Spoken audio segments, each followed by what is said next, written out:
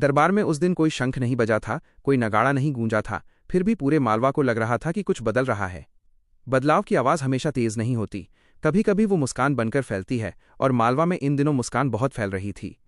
राजा भोज अब भी वही थे, विद्वान, गंभीर और न्यायप्रिय, पर अब उनके चेहरे पर वो कठोरता नहीं रहती थी जो पहले फैसलों से पहले दिखाई देती थी।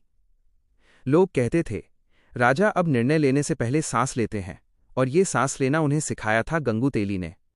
गंगू, जिसे पहले लोग सिर्फ तेल नापने वाला समझते थे, अब बिना किसी पद और बिना किसी मोहर के मालवा का सबसे असरदार इंसान बन चुका था। उसके पास न सैनिक थे, न धन का भंडार, फिर भी उसके शब्द सीधे मन में उतर जाते थे, क्योंकि वे भारी नहीं होते थे। उस सुबह राजा भोज अकेले बालकनी में खड़े थे। सामने उज्जैन की गलियां थीं, वही गलियां जहां लोग अब पहले से धीरे चलते थे, दुकानों पर बैठकर इत्मीनान से बातें करते थे और बच्चों को डांटने से पहले जरा हंस लेते थे। राजा मन ही मन सोच रहे थे, राज्य बदलना आसान है, पर मन बदलना कठिन, और ये कठिन काम एक तेली कर गया। तभी पीछे से एक आवाज आई, महाराज, अगर इतना सोचेंगे तो सिर में गांठ पड़ जाएगी। राजा मुस्कराए। आ गए गंगू? गंगू हाथ में मिट्टी का कुल्हड़ लिए खड़ा था। बोला, आज आपकी सोच के लिए छाछ लाया हूं। विचारों में गर्मी ज्यादा हो गई है। राजा ने कुल्हड़ लिया और पूछा, गंगू, क्या तुम्हें पता है, लोग अब तुम्हें राजा का गुरु कहते हैं? गंगू थोड़ा घबरा गया। अरे महाराज, गुरु मत कहिए। गुरु तो वो होता है जो सवाल बढ़ा दे। मैं तो बस जवाब हल्के कर देता हूं। राजा हंसे और बोले, यही तो सबसे बड़ा ज्ञान है।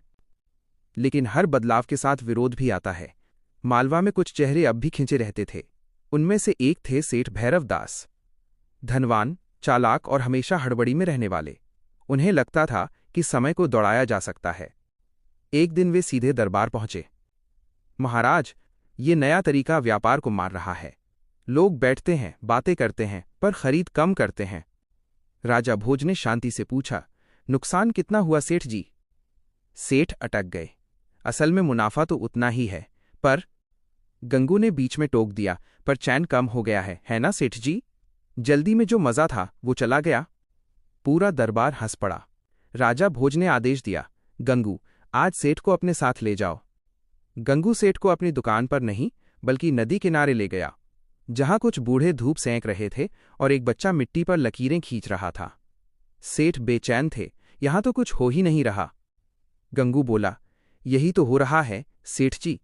धीरे धीरे शाम हुई और सेठ की सांसें भी धीमी हो गईं। उन्हें एहसास हुआ कि उन्होंने पहली बार वक्त बीतने का बुरा नहीं माना। सेठ बदल गए। उनकी दुकान पर अब बैठने की जगह थी, और वे नौकरों से पहले खुद हाल चाल पूछते थे। उन्होंने समझ लिया था कि समय को दौड़ाने से पैसा तो बढ़ता है, पर समय के साथ चलने से इंसान बढ़ता है। राजा भोज ये सब देख रहे थे। उन्हें अब शासन आसान लगने लगा था। उन्होंने घोषणा कर दी, अब मालवा में कोई नया कानून नहीं बनेगा, अब व्यवस्था बाहर से नहीं, भीतर से चलेगी। एक दिन गंगू ने अपनी दुकान बंद कर दी और बाहर एक तख्ती लगा दी, तेल मिल जाएगा, पर ठहरना अब हर जगह मिलेगा। राजा भोज उस तख्ती के सामने खड़े होकर बोले, गंगू, तुमने राज्य नहीं, समय का स्वभाव बदल दिया। राजा भोज के ये शब्द हवा में नहीं गिरे, वे मालवा की मिट्टी में गहरे उतर गए। उस रात के बाद एक अजीब बात होने लगी। लोगों को जल्दी थी, पर हड़बड़ी नहीं। काम होते थे, पर चेहरे थकते नहीं थे। दरबार में अब पहले जैसा सन्नाटा नहीं रहता था। मंत्री आते, बैठते और बोलने से पहले कुछ पल मौन रहते। राजा उन्हें टोकते नहीं थे, क्योंकि अब मालवा में चुप्पी भी सुनी जाने लगी थी। एक दिन प्रधानमंत्री ने चिंतित होकर कहा, महाराज, कर संग्रह कुछ कम हो गया है। राजा भोज ने सिर उठाकर धीमे से पूछा, और राज्य की नींद? मंत्री ठिठक गए और बोले, नींद, वो तो पूरी हो रही है। राजा ने एक हल्की मुस्कान के साथ कहा, तो फिर घाटा नहीं है मंत्री जी। जो सुकून हमने कमाया है वो स्वर्ण मुद्राओं से कहीं अधिक कीमती है। गंगू अब अक्सर दरबार में नहीं आता था। वो जानता था कि जहां उसकी जरूरत थी वहां वो अपनी उपस्थिति दर्ज करा चुका है। वो समझता था कि यदि वो अब ज्यादा बोलेगा तो उसकी बात का वजन कम हो जाएगा। एक दोपहर राजा भोज स्वयं बिना किसी घोषणा या शोर शराबे के गंगू की बंद दुकान पर पहुंचे। वहां वही पुरानी तख्ती अब भी लगी थी, तेल मिल जाएगा, पर ठहरना अब हर जगह मिलेगा।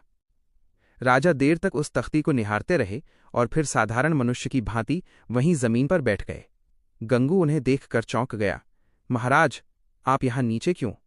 राजा ने शांत स्वर में कहा, गंगू, आज मैं भी यहां कुछ करने नहीं आया हूं। आज मैं बस होने आया हूं। दोनों देर तक चुप बैठे रहे। न कोई विषय था, न कोई समाधान। बस एक खालीपन था जो भरा भरा सा लग रहा था। कुछ समय बाद राजा के भीतर का भय बाहर आया। उन्होंने पूछा, गंगू, डर लगता है। क्या लोग इस शांति को संभाल पाएंगे? कहीं ये शांति उन्हें आलसी तो नहीं बना देगी? गंगू ने जमीन से थोड़ी सूखी मिट्टी उठाई और उसे हथेली में मसलते हुए कहा, महाराज, शांति कोई उपहार नहीं है जिसे पाकर रख लिया जाए। यह एक आदत है, और आदतें धीरे धीरे चरित्र का हिस्सा बनती हैं। जब जड़ें गहरी होती हैं तो पेड़ को हिलाना मुश्किल होता है। उसी वर्ष मालवा की परीक्षा का समय आया। भीषण अकाल पड़ा। नदियां सूख गईं, खेत फटने लगे।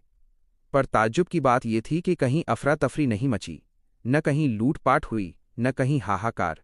लोगों ने अपना अनाज स्वयं बांटा, बिना किसी राजसी आदेश के, बिना किसी ढोल नगाड़े के। जब किसी ने हैरानी से पूछा कि ये सब कैसे संभव हुआ, तो जवाब मिला, ये गंगू का असर है। लेकिन गंगू ने जब ये सुना तो उसने धीरे से सिर हिलाकर कहा, नहीं, ये उस दिन शुरू हुआ था जब राजा ने पहली बार चैन की सांस लेना सीखा था। राजा बदला तो प्रजा खुद ब खुद बदल गई। समय अपनी गति से चलता रहा। राजा भोज अब बूढ़े हो चले थे, पर उनके चेहरे पर बुढ़ापे की लकीरें नहीं, बल्कि गहरी तसल्ली की चमक थीं। अपने अंतिम दरबार में उन्होंने उत्तराधिकारी की घोषणा नहीं की, बल्कि एक जीवन दर्शन दिया। उन्होंने कहा, मेरे बाद जो भी इस सिंहासन पर बैठे वो याद रखे, वो पहले सुनेगा, फिर सोचेगा और अंत में बोलेगा।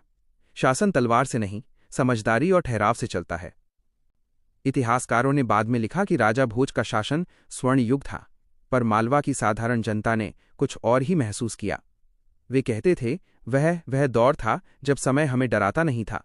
हम घड़ी के गुलाम नहीं बल्कि उसके मित्र थे। कहते हैं कि एक दिन गंगू कहीं चला गया। किसी ने उसे जाते नहीं देखा, किसी ने उसे खोजा भी नहीं। इसकी जरूरत भी नहीं थी, क्योंकि अब मालवा के हर निवासी के भीतर थोड़ा सा गंगू जाग चुका था। वो तेली जा चुका था, पर उसका ठहराव हर घर की देहरी पर दीप बनकर जल रहा था। यही कारण है कि सदियों बाद भी जब कोई थका हुआ इंसान रुकना चाहता है, जब वो इस भागती दुनिया से थोड़ा विश्राम मांगता है, तो वो किसी महान ग्रंथ का हवाला नहीं देता। वो बस मुस्कुराकर पुरानी कहावत दोहराता है और याद करता है उस साधारण तेली को, जिसने हमें समय की रफ्तार से नहीं बल्कि समय के साथ दोस्ती करना सिखाया था। अगर वीडियो पसंद आया हो तो लाइक जरूर करें, चैनल को सब्सक्राइब करें और बेल आइकन दबाना ना भूलें।